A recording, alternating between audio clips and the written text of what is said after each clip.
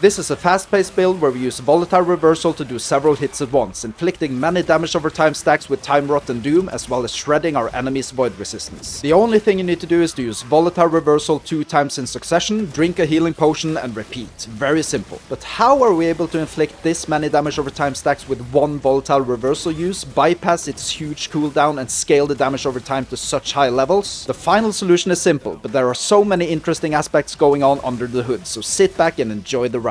The gameplay in this video is with 534 corruption, but you can push it much further if you want. First, let's have a look at Volatile Reversal. When we hit enemies with the skill, they take the full damage of the skill itself, in addition to being hit by Void Bolts through the different Void Bolts node in the upper right corner here. When we take these nodes, we cast Void Bolts at our starting location, which return to us at the arrival location, making them able to hit enemies multiple times. Further, we also cast Abyssal Echoes indirectly when using Volatile Reversal through the Hollow Cascade node. Now, Abyssal Echoes deal damage over time to enemies, as well as giving two important buffs. The first one through the Crumbling node, making our enemies take additional damage over time, as well as the Nether Coating buff through the Embrace the Darkness node. Now, what's so great about this is that we can improve the buff to also increase our global Time Rot chance with 45% for the 5 seconds this buff is active. Not only does this increase our Time Rot chance, but it also gives us 2% more Time Rot damage per 1% increased Time Rot chance. This means that this skill node alone gives us 90% more Time Rot damage, which is huge. The damage boost is granted to us with the full point spent in the Rot Grip passive node of the Void Knight passive tree. As you can see, it also gives us 1% more damage per chance to slow, which is why slow chance is also important to stack with this build, as well as 1% more damage per the lowest of our attack and cast speed. Going back to the Nether Coating buff again, this is why we benefit from the 20% increased attack speed as well, as we then gain 20% more damage with Time Rot from that alone.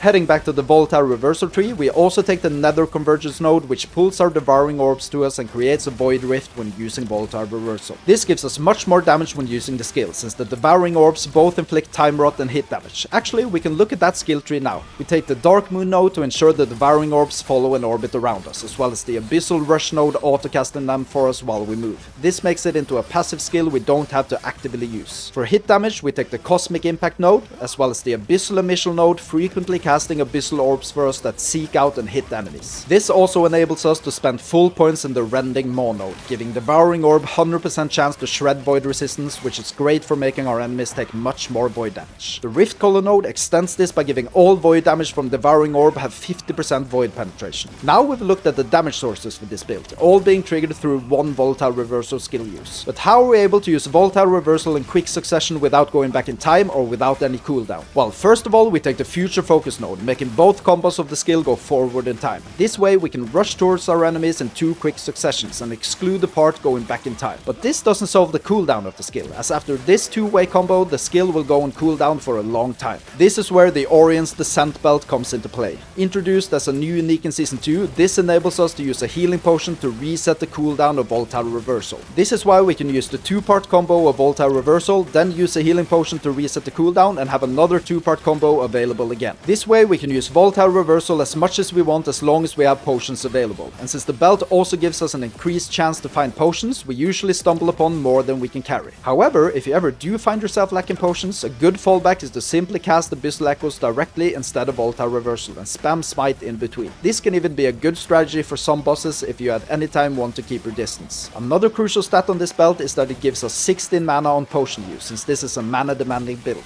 We also sustain our mana pool by casting Smite directly frequently in between Volatile Reversal uses. Each Smite hit gives us 10 mana gain through the full points invested in the Time and Fate node of the Sentinel passive tree, as well as the prefix on our helmet giving us an additional 7 mana gain per Smite hit. We use the Forgotten Knight set. The sword gives us void spell damage, increased void damage and increased attack and cast speed. The shield gives us increased void damage and flat melee void damage and a chance to apply Time Rot on hit. Now the 2-set bonus for this set is 50% void penetration with Time Rot, which is a huge boost to our damage output. And the cool thing is that we get the 3-set bonus as well, as we have shattered other identical set items to get the set item shards from it. And from Season 2 we can craft them onto regular items. In this case, this amulet acts as our final set item that gives us the insane 3% more void damage per stack of Time Rot bonus. We use this amulet instead of the set item one to get the great health stat as well. Now the rings also boost our damage greatly, as they have a chance to apply Doom on hit, which is a very powerful void damage over time ailment that can stack up to 4 times. They also give a huge boost to the void penetration for Doom, increasing our damage greatly. Our boots also give a chance to apply Doom on hit, which means we obtain 4 stacks very quickly. It also gives us increased damage damage over time, which is a vital stat for this build. Our gloves give us a high penetration against all resistances for damage over time, and in combination with the tier 7 damage over time legendary stat, they boost the damage even further. We also focus on damage to a great extent for our idols. Remember we get 2% more damage with time rot per increased time rot chance? Well, that's why we stack up on idols with this stat. We get an insane damage bonus from all these idols. In combination with a vitality prefix as well, we boost our health, necrotic and poison resistances, spell damage and smite damage. Now, if you've enjoyed this video so far, make sure to click the subscribe button to support me making future videos like this. I would highly appreciate your support.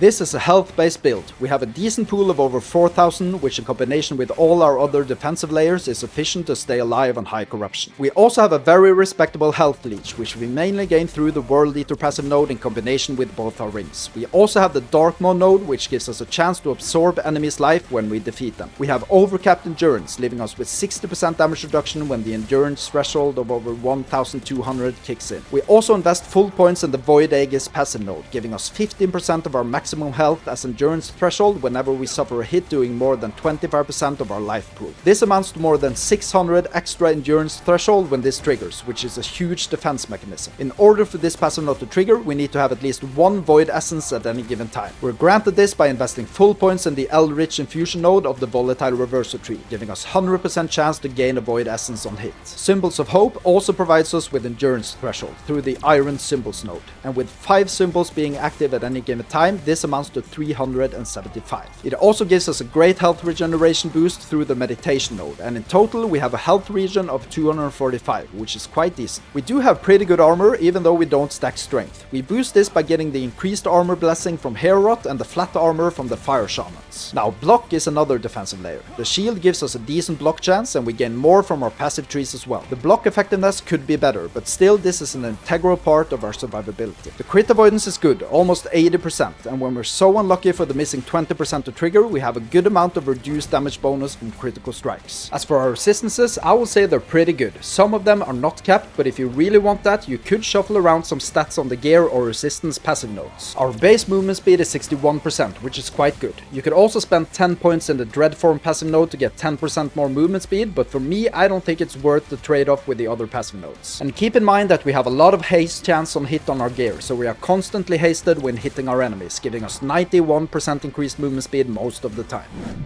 Now we'll have a look at how to obtain the set items and uniques in this build and how to craft them. The Atrophy gloves can be farmed by defeating Raya, the timeline boss of the Black Sun. The drop rates are pretty high, so it should be fairly straightforward to get them, even with 1 to 2 legendary potential. The rings are dropped from Shade of Oribus, and also have a fairly high chance to drop and also have legendary potential. The boots can also be obtained by defeating Shade of Oribus in the usual way, but the drop rate is quite low. However, if you rather defeat him in the Confluence of Oblivion, Woe and Echo, the drop chance is higher, and there are even more shades to defeat, increasing the drop rate. Next up is the Orion's Descent Belt. This can be obtained by placing and entering the Seeker Summit Woe and Echo into your timeline web and defeating the boss. The belt has a 100% chance to drop, and the chances are very high for legendary potential as well. All of these items can be crafted into legendaries by running a minimum tier 2 Temporal Sanctum dungeon. For the tier 2 dungeon and above, you are also allowed to select a guaranteed affix to be transferred, which is great. Now you also need to obtain the full Forgotten Knight set. As mentioned, we use the sword and shield as is, and shatter the amulet to obtain affix shards that we can craft onto a regular amulet. This set can be obtained as random drops from any enemy or with Rune of Ascendancy crafting.